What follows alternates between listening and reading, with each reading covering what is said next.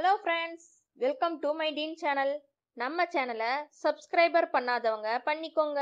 கூடவே பக்கத்துல இருக்கிற பெல் ஐகானையும் கிளிக் பண்ணினீங்கன்னா நம்மளோட எல்லா அப்டேட்ஸும் உங்களுக்கு உடனுக்குடன் வரும். ஸோ வாங்க வீடியோக்குள்ள போகலாம்.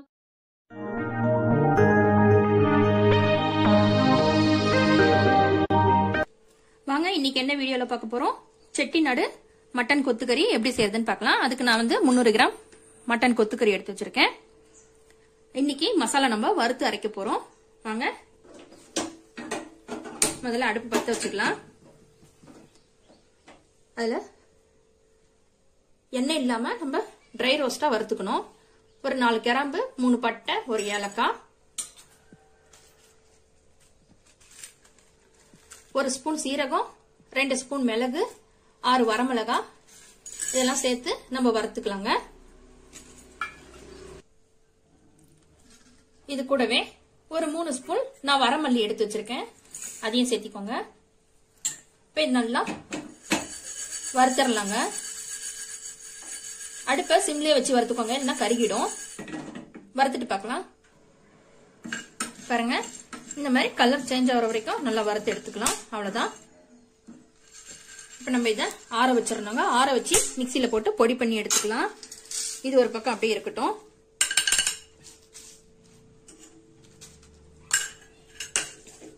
இப்ப அதே அடுப்புல நான் இன்னைக்கு குக்கர்ல தான் சமைக்க போறேன்.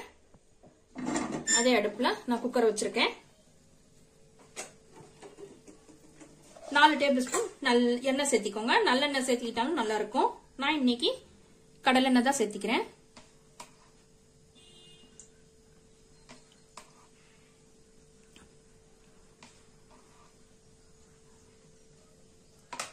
எண்ணெய் சூடேறட்டுங்க.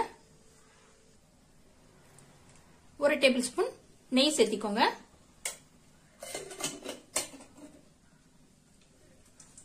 ரெண்டு பிரிஞ்சி இலை, ஒரு பட்டை, ஒரு அன்னாச்சி பூவு, கொஞ்சோண்டு கல்பாசி சேர்த்திக்கோங்க. சோம்பு 1/2 டீஸ்பூன் சேர்த்திக்கோங்க. இப்ப இது நல்லா பொரிஞ்சு வரட்டுங்க.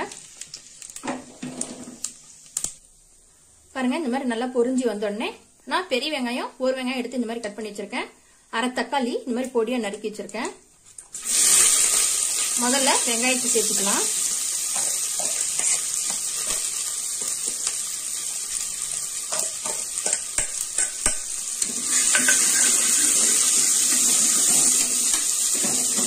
இது ஓரளவுக்கு கண்ணாடி பதத்துக்கு வதங்கட்டோங்க.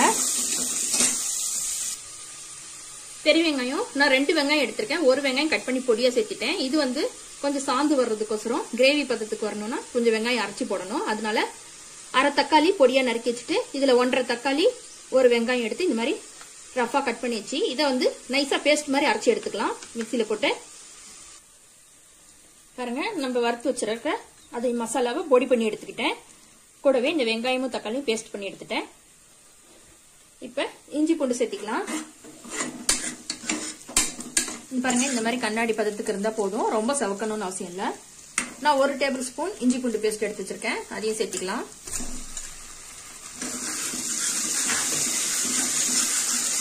கூடவே இந்த 1/2 தக்காளியும் சேர்த்திக்கோங்க.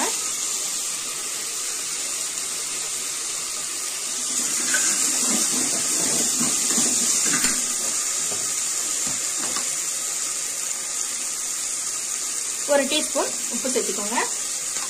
கொஞ்சம் சீக்கிரம் வதங்கும். இந்த பச்சை வாசம் போற அளவுக்கு வதக்கிக்கோங்க.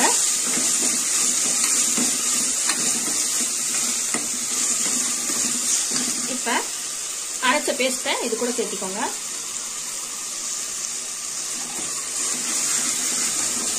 இதையும் ஒரு 10 செகண்ட் போல நல்லா வதக்கி விட்டுறலாம்.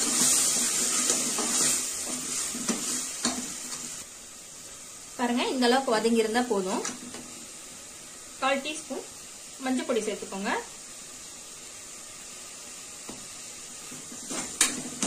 நான் எடுத்து நல்லா கழுவி எடுத்து வச்சிருக்கேன் இந்த மட்டன் கொத்துக்கறி, அது சேர்த்திக்கலாம்.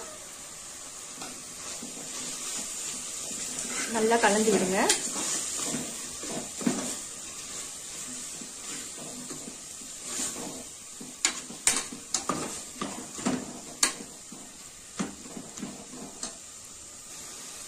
பாருங்க இந்த மாதிரி நல்லா எல்லாம் கலந்து விட்ட பிறகு இது கூட நான் தக்காளி அரைச்சதுனால இந்த மிக்சியில கழுவி எடுத்திருக்கேன். 1 கப் தண்ணி சேர்த்துக்கோங்க.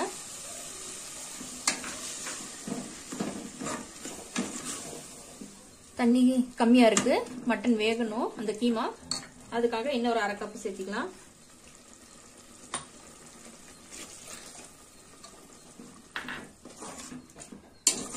நல்லா கலந்து விட்டுட்டு நம்ம மூடி போட்டுடலாங்க. மூடி போட்டு ஒரு 2 விசில் வரட்டுங்க.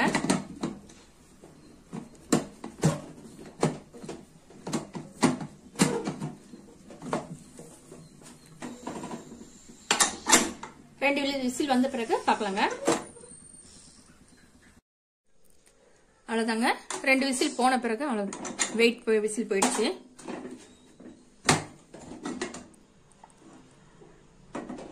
பாருங்க தண்ணி இன்னும் கொஞ்சம் இருக்குது. அடுப்பை பற்ற வச்சுக்கோங்க.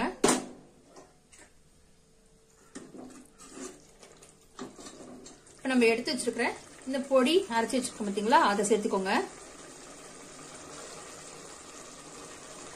நம்ம மிளகா இதெல்லாம் போட்டிருக்கிறதுனால காரம் இதே போதும். உங்களுக்கு அப்படி காரம் பத்தலைன்னா நீங்க மிளகாத்தூள் கூட சேர்த்திக்கலாம். சேர்த்து இது நல்லா கலந்து விடுங்க. கலந்துட்டு அடுப்பை சிம்ல வச்சுட்டு ஒரு 2 நிமிஷம் அப்படியே விடுங்க. ஓரளவுக்கு திக்னஸ் ஆயிடும். அவ்வளவுதாங்க. பாருங்க நம்ம போட்ட மசாலாலாம் ஓரளவு கலந்து வந்துருச்சு. இப்ப அடுப்பை ஆஃப் பண்ணிடுங்க. கொத்தமல்லி தூவி விட்டுறலாம். சேர்த்து நல்லா கலந்து விட்டுருங்க. இது சுட சுட சாதத்துக்கு, தோசைக்கு, சப்பாத்திக்கு இதுக்கெல்லாம் நல்ல காம்பினேஷனா இருக்கும். இன்னைக்கு வந்து நான் தோசை தான் நான் ஊத்திருக்கேன். சர்வ் பண்ணிக்கலாம்.